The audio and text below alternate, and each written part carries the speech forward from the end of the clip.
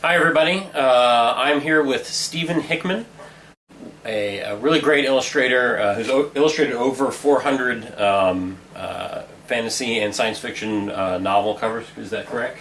Yeah. Over 400. His illustrations have been used as cover work for many contemporary writers: Stephen Brust, Hal Kolbach, Tom Cool, Gordon Dixon, David Drake, Harlan Ellison, Robert Heinlein, Anne McCaffrey, Larry Niven, and Andre Norton, Jerry Pournelle, and Steve Sterling, among others. Hickman's work has earned him critical acclaim, including a World Science Fiction Convention's Hugo Award and 5 Chesley Awards from the Association... That's 8. Sorry, 8 Chesley Awards from the Association of Science Fiction and Fantasy Artists. Since 1976, Hickman has illustrated over 400 covers for Ace, Baen, Ballantine, Bantam, Berkeley, Dell, Del Rey, Doubleday, Phage Press, Tor, Warren Publications, and others. So today I'm here with Stephen to talk about lots of different things, but as it relates to his work, world building, and how he approaches world building, both with his own creations and obviously working within the worlds of other creators, other authors and artists. So let's just get right into it. Stephen, thanks for doing this. I really appreciate it. Oh, my pleasure. As someone who's illustrated hundreds of book covers and worked within scores of fantasy and science fiction worlds, which worlds have you found the most interesting to work in, and what kinds of worlds inspire you the most? Right offhand, the best and most long-lasting series that I've done would be the shared universe of Larry Niven and the Man-Kazin Wars covers. I've done, oh good Lord, 25 years worth of covers, and that comes to, I think there's 14 or 15 of them now. Okay. That's the longest series that I've ever done, and the stories are absolutely amazing. It is easily the highest quality writing. People have to give like a percentage of their money to Larry Niven, of course, for using his universe. So it's all about the inspiration and just the work for its own sake, and the stories are brilliant. And I've had a lot of fun doing the covers. So what is it in particular about his writing and the world that he created that you find inspiring? Well, just what the other authors have been able to do with it is amazing. And there have been just a stellar bunch of people. Of course, Larry's writing in his own right is just brilliant. So he's not going to accept people that are not at least as brilliant as he is. And some of the stories are just splendid.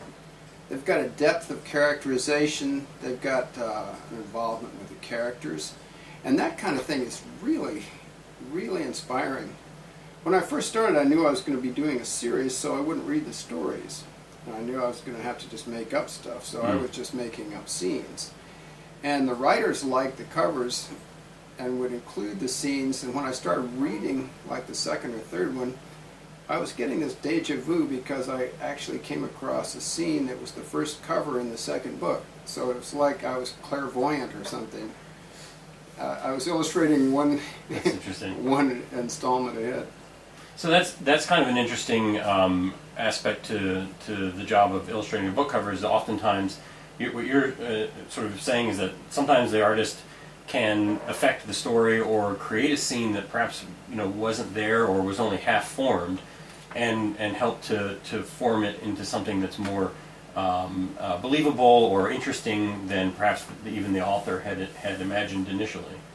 Oh yeah, and a brilliant cover can take ordinary stories and raise them to the level of real involvement, like Frazetta's covers for the Conan stories. Reading those again is a little tough sledding, but when I was a kid looking at those amazingly magical covers, and then reading Howard's writing, I swear Frazetta single-handedly put him on the map. Mm-hmm. when I find out I'm writing, I'm buying books for the covers. You know, I know how vitally important it is to have a good cover. And the worst covers that I have done are some that I was trying to be too diligent about doing literal illustration for the story. Right. Instead of just taking the risk of being self-indulgent. I've always had a conscience about that. In the days when people were doing these abstract science fiction covers, it was perfectly fine. But then when you get real specific about it, the first one I ever did was a series of short stories by Andre Norton. I read every single story and couldn't find a single scene. And it was called High Sorcery, the collection. So I just did this thing that I completely made up, you know, feeling guilty about it. And it was sort of a visual metaphor for the story. And then the publishers go, do more like this cover. You know, because I realized, oh, well, they haven't been reading the stories. These are reprints. You know, that was how my career got started, just when I started reprinting all the Ace Double novels and all the old stuff. So they weren't hypercritical, so I got to do mostly what I wanted to do. And that was a great way to start out. I find that I don't know if you're the same, but and it sounds like you might be. The assignments where you get to do more of the inventing are the ones that flow better, and so it's that sense of world building. You're sort of there. You're creating things without having to interpret necessarily, you know, like very specific words on a page. You know, you're sort of inventing these things from scratch, and those are really the kinds of assignments that I know personally that I get much more into. Oh, no question. When you're doing your own personal vision, it has an immediate resonance with your audience. And in a couple of instances, well, there's a couple of authors that let me do anything I want. I call them up, ask them for advice. They won't give me any. Then there's the unique case of Mark Van Name, who has his own company, he's completely independently financially secure and doesn't have to depend on the writing, but he writes beautifully, but he won't let anybody read a single word until he gets the thing completely finished. So when I was doing the covers for him, he would call up and he would swear me to secrecy every time, and he'd sort of describe scenes. Yeah. And we'd pick one, and I'd sort of describe it, and then I would do the story, do the cover for the story, and then he would go back into the computer and do an exact description of the cover. Now that has never happened. It's hair-raising. You read the story and you're going, oh my God, Yeah. how did he do that? Well, of course, he looked at the painting and described it. That's interesting. And one time when I was doing a cover for John Ringo's book of short stories, we just talked it over until I got a flash of something, and he said, great, it's still in the computer, I'll describe it that way. Very cool. So tell me a bit about the Lemurian stone and the Farazar mythos. What was your inspiration for it, and how do you try to make that world stand out from other fantasy worlds? I was doing, like I mentioned, a lot of the old fantasy reprint work from back in the 50s. And let's face it, writing has come a long way. And I've been reading the stories of Clark Ashton Smith and some other brilliant fantasists. And, you know, I was diligently reading all these manuscripts, and I was getting really impatient. It was just exactly like Edgar Rice Burroughs reading the pulp stories when he was doing proofreading for advertisements. He goes, I can write as badly as this. You know, well, this was, of course, 1915 when he was reading that. And like I say, things have come a long way. But there's some classics like A. Merritt, you know, people like that. And that's what I've been reading. So I'm like, wow, I bet you I can do something different. Because it seemed to me a lot of the current writing, and still is based on a world experience of going to Ren fairs. You know, so you have all these medieval fantasy worlds that are set in Europe, and you have, you know, at their most imaginative, you have some elves, you know, and they can be silly elves, and sometimes they can be mean elves, you know. The Celtic elven world is really creepy. You've got these sort of the good elves are sort of like, indifferent to what happens, and then you've got the other half that are just malignant, and they're creepy, and they're just wonderfully. There's poetic possibilities here. Anyway, I decided to do one based on a fantasy of an Oriental setting. I made up a subtropical fantasy world and just created the whole thing. And there are some writers that I know that notice everything and are brilliant enough and talented enough to take all this observation and turn it into something just incredible. Larry Hama, for instance. Amazing writer. And since I sort of go through life and not notice anything, I just made it all up. But I based on some impressions. My dad was in the Foreign Service, so we spent some time in some exotic places. And I drew on that for the imagery. All right, so this is a map that you created for the Lemurian Empire as part of the Farzar mythos, right? Mm-hmm. So just tell me, the first assignment that the students have is to create a map of their world. When you made this map, was there anything, what were the things you were thinking about, important things to show? Where did you look to for inspiration for like the land masses and locating things and because I think maps tell stories about the world that you're showing, obviously. How were you trying to, what were you trying to express about this world when you were creating the map? Well, when you're creating a fantasy world out of whole cloth, so to speak, it's important to give the reader some kind of anchor or some kind of idea. You could postulate that this world would exist on Earth, say, hundreds of thousands of years from now, when science has become magic and has devolved into a state of feudal kind of Oriental despotism, and it was based loosely on some of the precepts of Niccolo Machiavelli called The Prince, where on the scene you have to have various princes around because of the speed of communication and so forth, but I'm using telepathy so that you have a centralized government and communications via telepathy with parts of temples all around.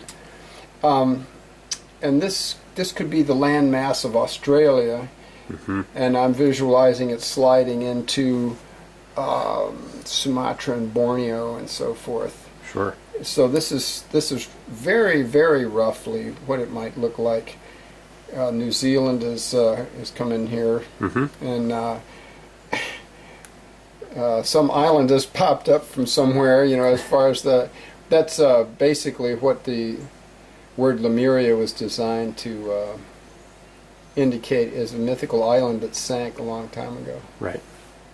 Very cool. I always loved maps when I was a kid, and used some of the conventions of map drawing. Right. And besides, the ornate borders of maps lend a sort of magical touch to the whole thing. Absolutely.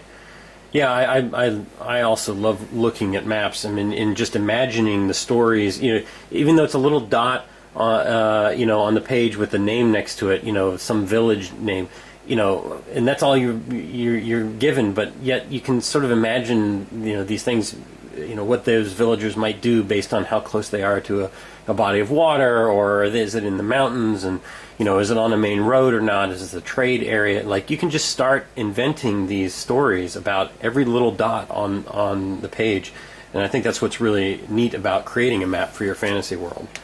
And creating the names. Yeah. And collecting the names and generating the names is as close as I could get to Tolkien's genius with names. And there were some aspects of the story, the plot line, you can trace the stuff down here.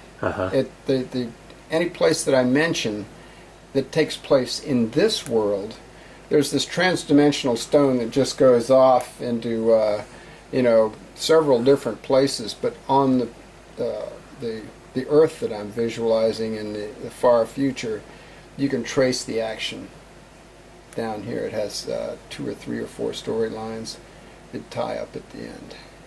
That's great. Thank you. Sure.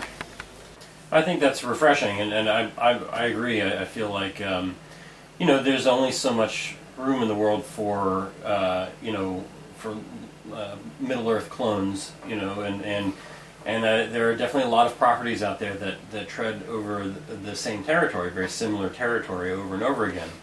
I mean, to me, and my personal feeling is that the only requirement for something to be fantasy is for there to be the element of magic. Mm-hmm. Would you agree with that statement? Yes, in its broadest terms, but magic. The sole criterion for a fantasy story is how imaginative it is, and that's how deeply creative it is. Mm-hmm. And since by its nature it can be anything, and since by its nature there already exists so many stereotype images, I mean they can be archetypal images, very powerful images that have existed since men were able to talk, but at the same time that's what makes Tolkien a genius, is he could take an existing stereotype like elves and make something absolutely sublime out of it. Right. And there's no one else that can do that. Right. Because he created his own languages and his own million-year backstory. You can't do better than that, Right. unless you happen to have that same genius for language that he did. Okay, so you have to get away from that kind of thing and just make up your own whatever is the way I figure it. Right. But if you look and you pay attention to what's actually there in the form of Celtic mythology and so forth, there are possibilities still there. Yeah. But you have to pay attention to what's going on, what's really out there, and deliberately avoid doing things. I mean, anyone can sit down and write a book, and they do. Considering some of the things that I've actually read that have been printed, the staggering thought is what the slush pile must have been like. Right. Yeah. And some fellow authors like Ron Miller, if you've written a book and gotten it published, everybody wants you to read your books, and that's a natural kind of thing. Yeah. But it's not as if that's going to be a shoehorn or an entree into the publishing world. Yeah. Well, I almost feel like it's, if you want to do something that's, similar to a Tolkien type of fantasy world, then you need to find that road less traveled, the part of the mythos, or, the part of the Celtic mythology that maybe hasn't been explored as much, and maybe that's your angle, that others, haven't seen yet. Yes, and real life experience and impressions are priceless.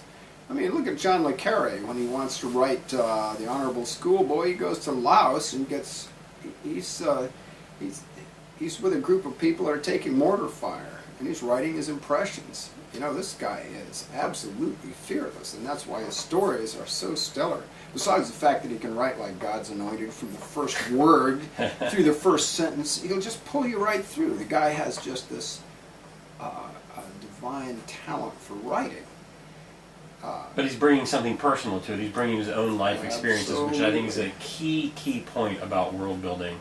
Yep. I mean, so the thing that always impressed me about Tolkien when I read it, and I hadn't really thought about it before, but for Tolkien, he didn't like that England didn't have a strong mythology, or history of mythology, and he was essentially wanted to create one out of based on language, as you were saying, but he always felt like he wanted England to have a better mythology to draw from, like the Romans and the Greeks did, and the Norse did. Well, he certainly nailed that down. Yeah. But actually, in the same time, he created a European mythology.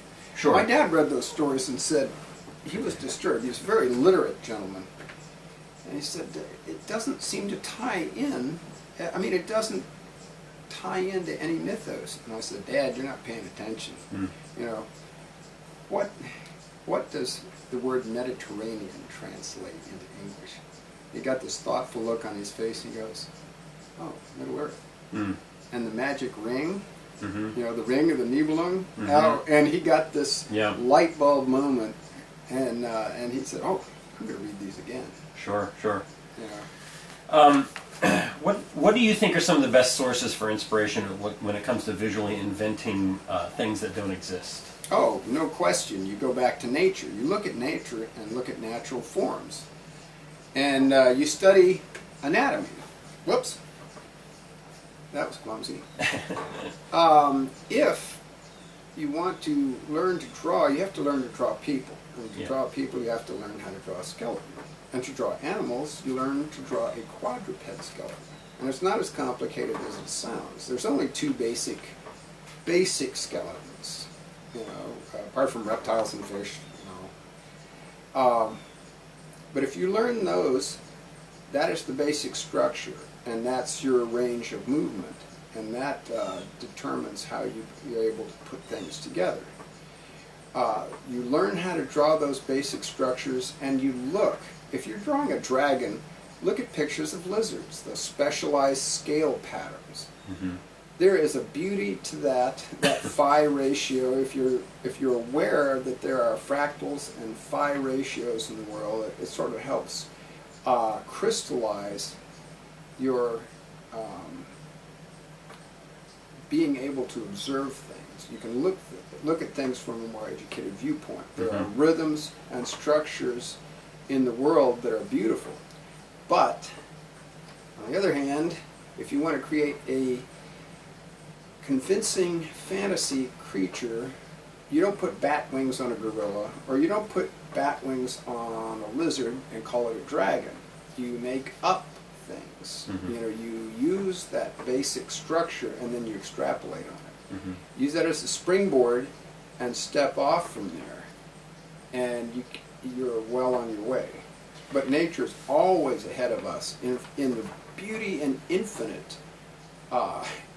Look at insects. Oh my God. Orchid mantises. Look at the reptiles. These rainbow boas. Even the humble horned lizard. You know, if you look at the specialized scales up close, you used to catch those things all the time in Texas. You know, you didn't even have to keep them as a pet. Just picked them up for a while and until you get tired, and you just put them back down on the ground. You know, amazing, and it's infinite. It's about opening your eyes to the world. I mean, one of the mantras that I put forth in my world building course is, in order to create compelling worlds, you have to have a passion for your own. And I really feel that's so important. You know, a lot of illustrators or concept artists, they think, you know, well, they can just think really hard and then come up with something really, you know, amazing just by thinking really hard, you know, and that's just not how it's done. I mean, you have to find ideas, you have to find sources of inspiration. So, you know, and to that end, you know, like I always tell, you know, students that they need to be more than just good artists. They need to be interested in other things like biology and engineering and history and anatomy and astronomy. You know, in my case, I have a strong interest in architecture. It's something, you know, when I was a kid, I wanted to be an architect. I wanted to build houses and stuff. And, you know, now but then I wasn't into math, you know, or I wasn't very good at it. So now I can design, as a concept artist, I can design buildings and not have to worry about whether they'll actually stand up or not. So, like, in your case, you know, what do you think? What are some of the areas of interest that you have outside of art that you know, you mentioned, you know, the looking at nature and stuff, but are there other sources of inspiration for you as far as things that maybe you wanted to be as a kid, or you know, if you weren't an artist, what would you be doing? You know, what else would you be doing? If my eyesight were any better, I'd be a fighter pilot. Interesting. My dad was a pilot in World War II, and we grew up hearing stories about that. But as far as the range of interests go, it's all I can do to keep on track, you know, with the painting. Between the guitar playing and, oh God, you name it, model building. One of the earlier sources of inspiration, I swear, when I was a kid, was putting together models of those Century Series fighter planes. Oh, cool. My God, functional beauty, the design, the power of these things was so incredible, like the F-101 Voodoo. You still look at that thing and go, good Lord, look at that. The F-105 has this spaceship shape. Yeah. My uncle was an engineer for Lockheed his entire life. Worked on the F-104 as his first project. He was part of the electronics engineers that worked on those systems. Man, this stuff is straight science fiction. Sure. And you watch this stuff being put together, like, speaking of Lockheed, the SR-71. Mm-hmm. This thing, it was designed in 1962 with slide rules, and they had to create an entire industry for this. Straight science fiction. And that's interesting because it's a marriage of aesthetics and form follows function, I think. It used to be, but look at the F-22 now. The thing looks like a flying bathtub. Things are so counterintuitive now, you have to say, well, if it looks good, it flies good is sort of out the window. Mm-hmm. But previously, and of course, if you're drawing covers, it's all about what looks good. That's the bottom line there. We sort of touched on this, but when you're working in another person's imaginary universe, how do you maintain that sense of being a world builder while working within their parameters? Like, how do you put your personal stamp? What do you think your personal stamp is? I mean, I hate to use the word style because it's sort of a loaded word, and a lot of artists have different styles that they work in. But what do you think is sort of your personal stamp that you like to put into your work when you're working within another person's universe? I know just how to answer that.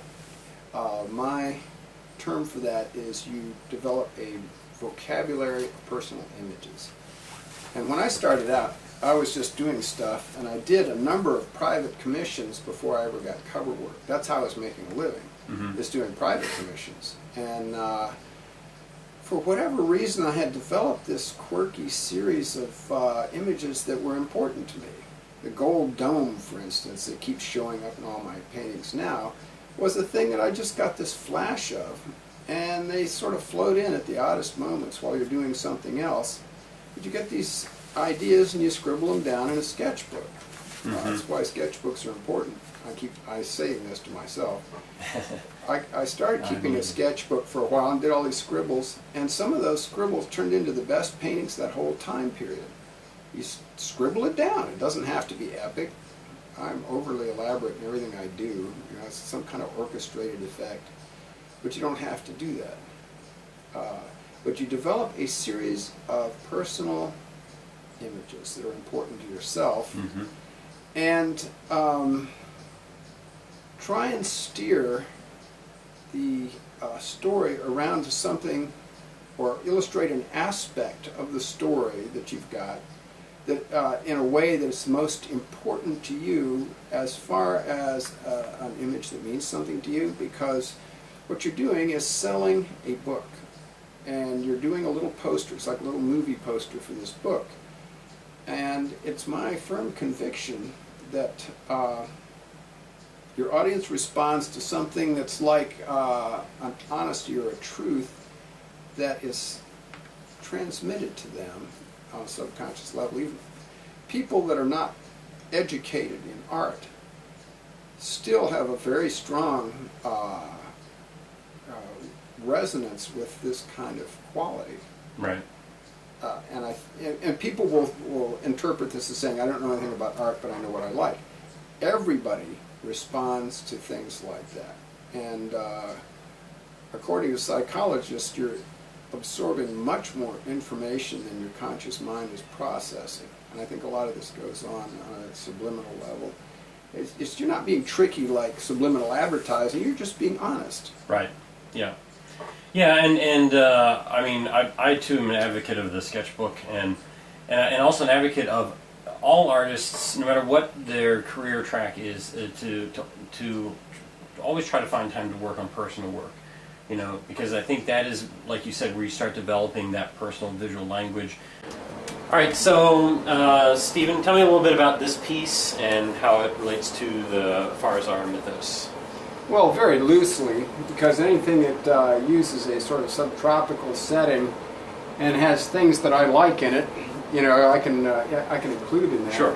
Yeah. And harking back to the spiel that I did on personal imagery, I love bows and arrows. There's something fascinating about archery. There's something primarily fascinating about, ladies shooting bows and arrows and guys shooting bows and arrows. And what I had in mind here was a theme called the Fire Pavilion. So you have stylized flame motifs. Mm-hmm. And another thing that absolutely fascinates me are clouds.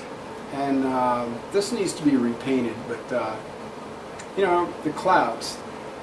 The element of light has a fascination that I actually sparked from something that Norman Rockwell wrote about. When he has trouble thinking of an idea, he starts off with a lamp and then has a drunken sailor leaning on the lamp, or somebody lighting a cigarette under the lamp, or two people talking under the lamp, and then just takes it from there by way of drawing and just lets it sort of automatically draw.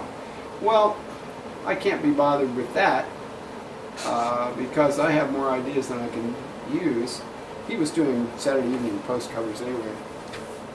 But this thing of the juniper, junipers fascinate me because they have this smell that just sort of evokes something in me. It's just an otherworldly kind of a thing. You know how scents evoke images. Sure, it's the most powerful kind of sort of time machine. Yep. So I invented my own plant. Now this is a little darker than I'd like it to be, but by God, that's some beautiful painting in there. I just love that. I agree. If I do something that's actually worthwhile, it's like somebody else painted it. I couldn't have done that. And making up the costumes and so forth. And birds, anything transcendental, anything with wings. Yeah. Wings are fascinating. Wings have to be right. So this also shows your use of golds, which I think is something that I always noticed in your work. You have a really great grasp of sort of golds and yellows that I think is not as easy as you make it look. Painting gold is the greatest way to drive yourself insane that I've ever come across. And my fascination with gold and reflections got explained to me by Aldous Huxley in one of his essays. It was either Heaven and Hell or The Doors of Perception,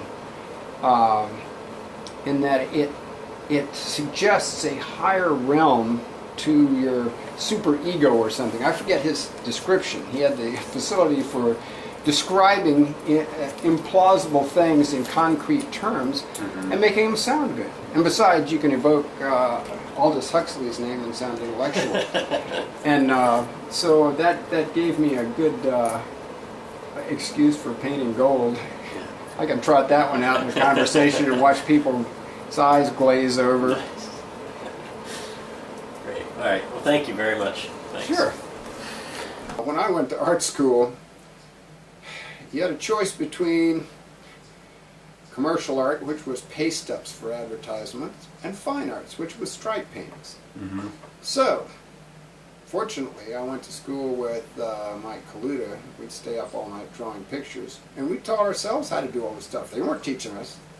We'd show it to the instructors, and they loved it.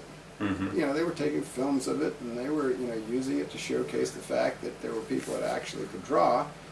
But they were filling classes. It was kind of an embarrassing time to go to school, but we went to school in Richmond, Virginia, which was very hip. It was like Haight-Ashbury East. Yeah.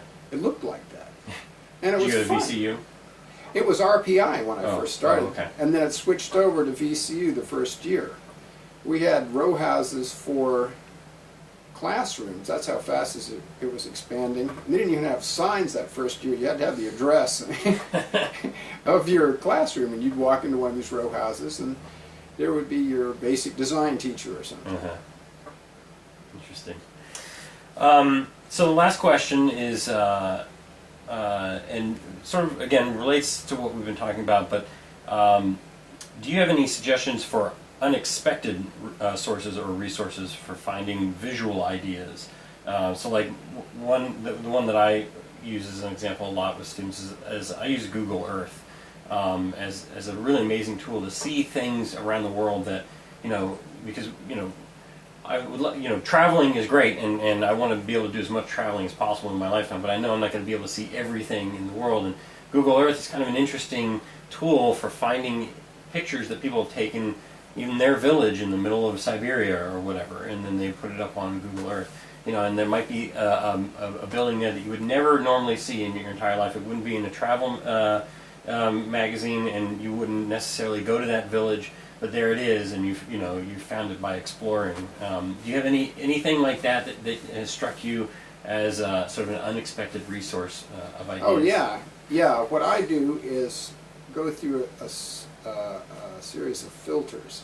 All I do is hang out on Facebook, and I've found a number of friends that have gone out. They're geniuses at searching out these images, and it's everything from the natural world to superb paintings that I've never seen, to glorious nature scenes, to glorious architecture, to fascinating faces and people, and just things that happen. Yeah. And it's a gold mine.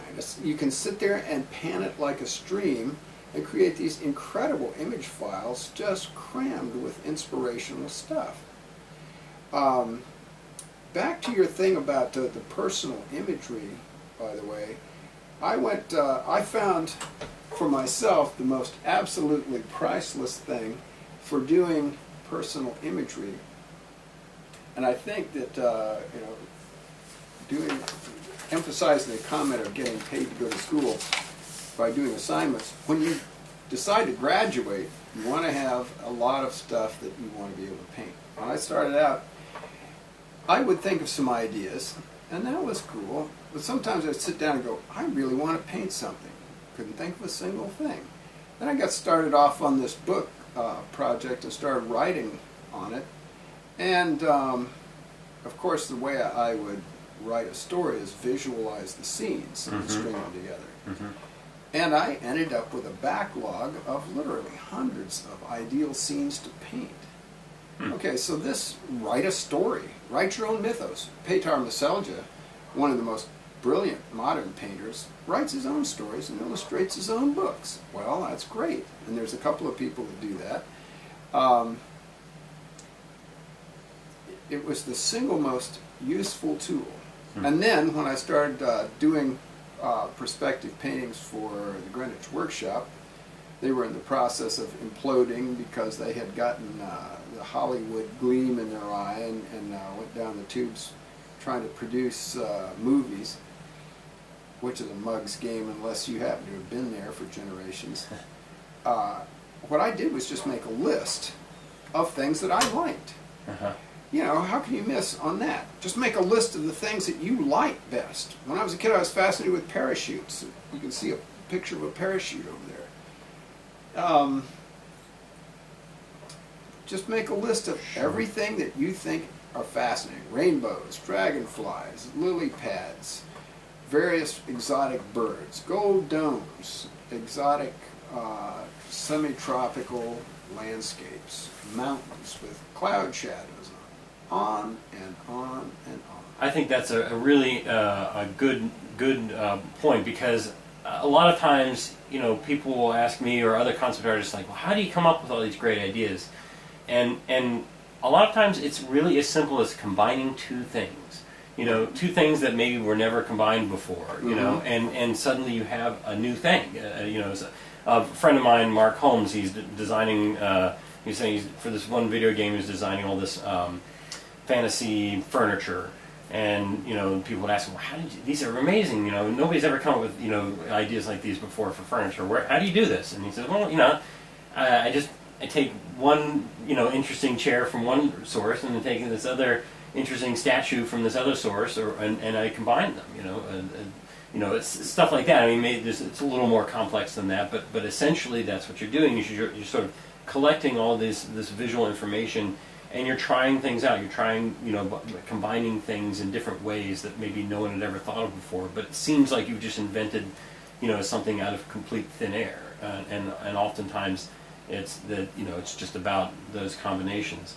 And I think that's the key point that I try to make to students, especially in the field of concept art and in illustration as well. It's like you're tasked with coming up with all this amazing new stuff, and you have to look inside and look at your own influences, and that stuff flows out and becomes these new ideas that people have never seen before. So, well, listen, I really appreciate it. This has been an awesome conversation with you, and I think the students are really going to enjoy a lot of the stuff that you had to say, and I think it's been very inspirational. Well, Thanks I a hope lot, so. Stephen. Sean?